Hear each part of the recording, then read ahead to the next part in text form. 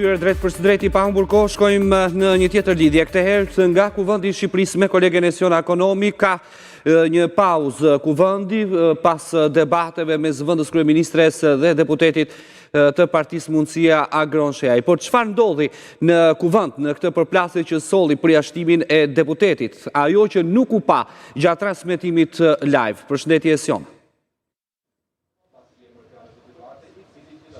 Të përshëndes Nertil, kur zëvendës kryeministri Balluku mori fjalën dhe doli në foltore për të prezantuar buxhetin për sektorin që ajo po themi përfaqëson apo mbulon, opozita, pra Partia Demokratike, në vendim të koordinuar bojkotoi seancën plenare, por në sallë qëndruan deputetë të partive të vogla si Partia Mundësia dhe partia tjetër Lëvizja Bashk. Gjatë kohës që Belinda Balluku po fliste, nga vendi Agron Shehaj, kryetari i Partisë Mundësia, e akuzoi ose i kujtoi akuzat që ka spaku ndaj saj për abuzime tenderat dhe hera herës ju tërhoq vëmendja për të mos ndërprerë zonjën Balluku.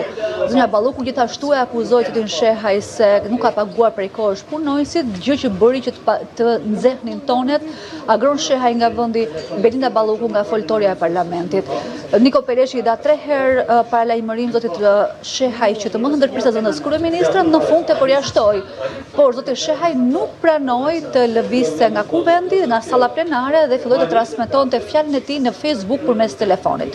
Kjo bëri që ta ulën ballat të kërkojnë ndërprerjen e seancës për 5 minuta derisa Agron Shehaj të largohej nga kuvendi. Aktualisht që po flasim, Agron Shehaj vazhdon të qëndrojë brenda në sallën plenare pavarësisht se qëndrimi i tij ka bllokuar për momentin punimet parlamentare. Duhet kujtoj Nertil që gjatë seancës së sotme opozita është përplasur për Belinda Ballukun edhe me kryeministrin Rama. Ishte hera e parë që nga marrja e saj e pandehur që zonja Balluku shfaqej në kuvend dhe po ashtu hera e parë që kryeministri shfaqej në kuvend pas kësaj ngjarje për krah zonjës Balluku. Kur zoti Rama mori fjalën, opozita në shenjë proteste i ktheu shpinën kryeministrit, çfarë shkaktoi edhe metafora të çuditshme mes kryeministrit dhe opozitarëve, por në thelb Edi Rama tha se drejtësia është e pavarur dhe kjo është merit ekskluzive e Partisë Socialiste dhe e tija, dhe Partia Socialiste dhe Edi Rama ishin garanti ekskluzive e kësaj pavarësie.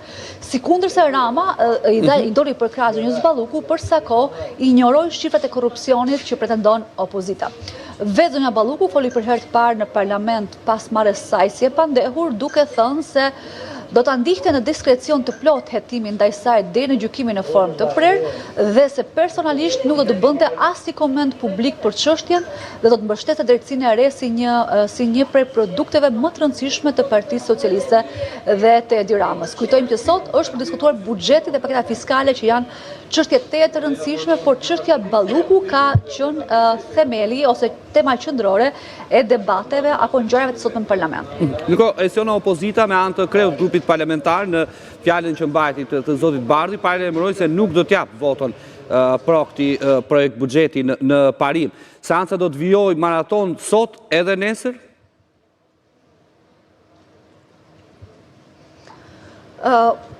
Zakonisht opozita nuk ka miratuar asnjëherë buxhetin, pra nuk ka dhënë një vot pro buxhetit. Ajo që Gazmend Bardhi u ndal më së shumti ishte çështja Balluku, duke akuzuar kryeministrin Rama se tashmë është peng i Belinda Ballukut për sa kohë tuneli Llogaras bashkë me Turqit është bërë në koordinim dhe bashkëpunim të plot me zotin Rama.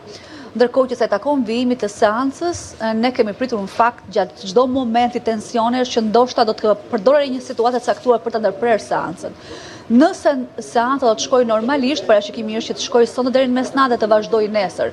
Kur kemi patur parlament normal, sa herë kemi diskutuar në parim buxhetin, na janë dashur 2 ditë punimesh parlamentare. Ky rregull u thye vjet, ku në mes të flakadanave dhe të ymnajave buxheti u miratuar në 7 minuta, por do të shohim për shembull ndoshta kjo ngjarje e tanishme, kjo ndërprerje e tanishme si mund të tejkalohet, nëse Agron Shehaj nuk largohet nga salla. Nuk dihet nëse Partia Socialiste do të vazhdojë të punojë me Agron Shehajin që nuk bindet në seancë, apo Partia Socialiste do të përdorë këtë moment për të kaluar menjëherë në votim, siç kemi parë disa herë gjatë këtij sesioni. Rregulli normal është seanca vazhdon sot dhe nesër. Buxheti diskutohet me shumë në mënyrë të detajuar, në mënyrë shumë të ngjeshme, nëse mund ta themi kështu, ku çdo deputet dhe ministër flet.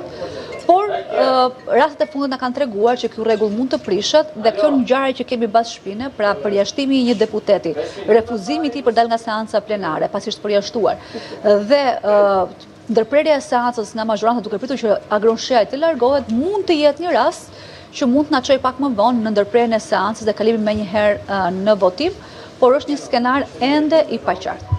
Gjithsesi, opozita do të rikthehet, besoj, pavarësisht se pjesa më e madhe e deputetëve u larguan në momentin që nisi fjalën zëvendës kryeministri. Opozita në fakt ka qenë e përçarë sot nëse e marrin të mirëqen të gjithë korpusin opozitar. Fjala vjen kur Edi Rama u ngrit në foltore, një pjesë ose pjesa më e madhe e grupit parlamentar demokrat i ktheu shpinën dhe qëndroi në sallë.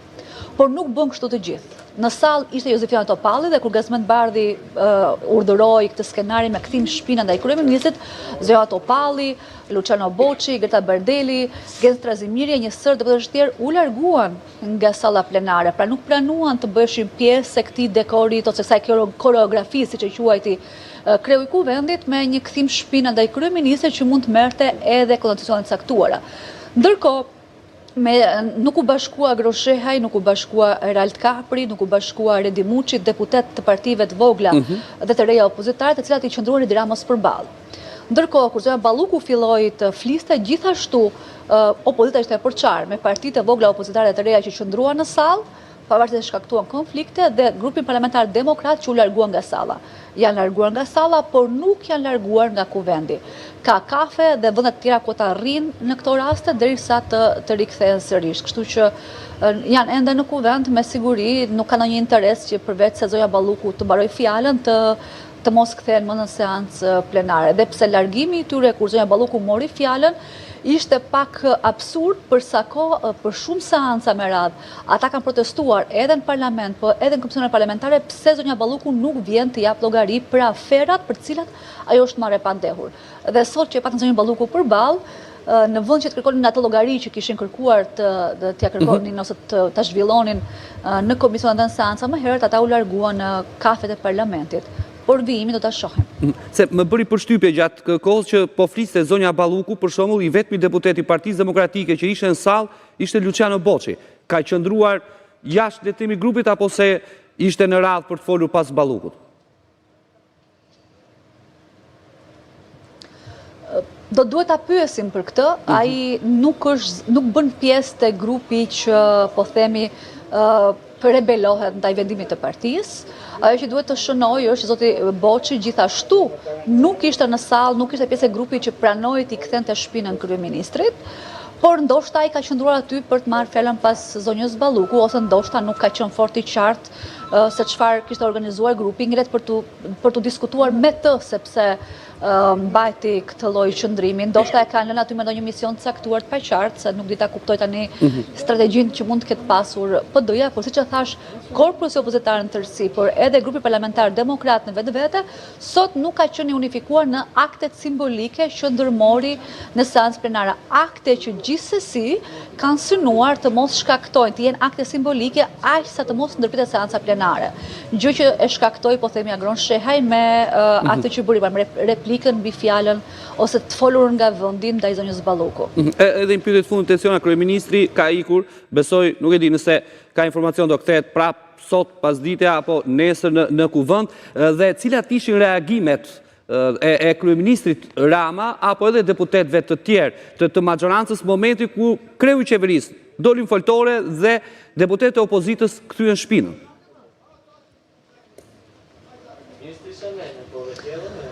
Tani ky ishte një moment që deri diku shkaktoi edhe humor me kryeministrin që tha është më mirë të ju shoh shpinën se sa fytyrën, apo duke u thënë se më vendosët në borxh me këtë panoramë të këndshme që më ofruat, duke shkaktuar të qeshura jo vetëm të tijve që e duart rokitën se sa herë bën një batut kryeministrat e duart okasin, po edhe vetë opozitarët që ishin në këmbë dhe kishin kthyer shpinën hera herës qeshtin me këtë situatë që u krijua.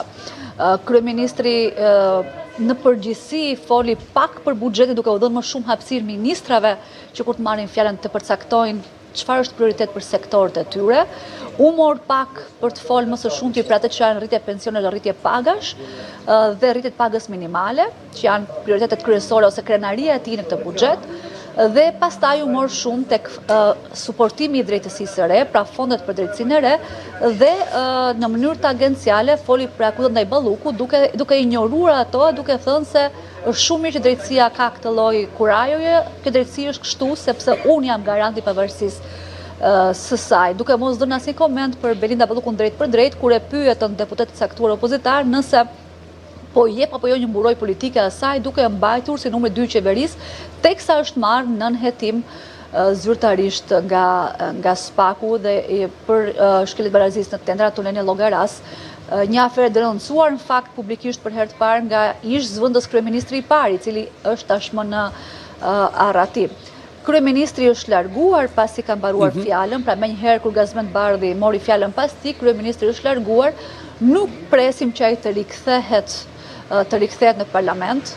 Herën e shkuar, pra para një viti, ai erdhi dhe thjesht përpoq të merrte fjalën në mes flakadanëve nuk foli dhe u largua dhe nuk erdhi më për votim, dhe kryeministri që nga dita e buxhetit vitin e shkuar ka munguar 6 muaj rresht në parlament, nuk është dukur më deri kur i shkoi data që mund të digjej mandati parlamentar. Kështu që as sot nuk presim që ai të rikthehet më, sepse zakonisht kryeministri ka ardhur vetëm për buxhetin dhe është rikthyer në parlament vetëm kur mandati i tij 6 mujor vjen në diskutim për shkak të afateve. Kështu që nuk presim që ai të rikthehet më për votimin, se vota e tij në një shumicë prej 84 mandatesh nuk është një votë domosdoshme që ai të bëjë shumicën për 71 kartonosh që i duhet PS sot për të miratuar në parim buxhetin.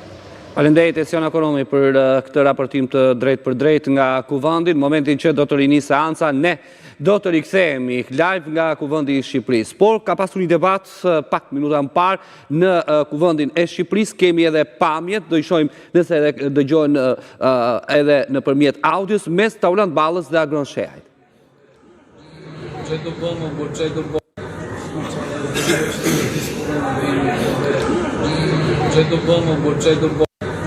Në këtij pra video që Report Televizion ka siguruar, është momenti ku Taulant Balla, kreu i grupit parlamentar të Partisë Socialiste, ka shkuar pranë deputetit Agron Shehaj, i cili nuk lë sallën, edhe pse është përjashtuar për ditën e sotme pra nga seanca plenare pas vretjeve të tërhequra nga kreu i parlamentit Niko Peleshi. Edhe nuk dihet se a do të rinisë seanca apo jo, apo do të kalohet me njerë në votim në parim, si që shpreh kolegi Esiona Konomi, pasi duhet të largohet nga salla deputeti Agron Shehaj. Ndërsa deputetët e tjerë të Partisë Demokratike janë jashtë sallës, por pranë Kuvendit, pasi kanë braktisur atë në një moment, gjatë momentit që mori fjalën zëvendës kryeministrja zonja Belinda Balluku, e cila u ndërpreh nga ndërhyrjet e deputetit Agron Shehaj.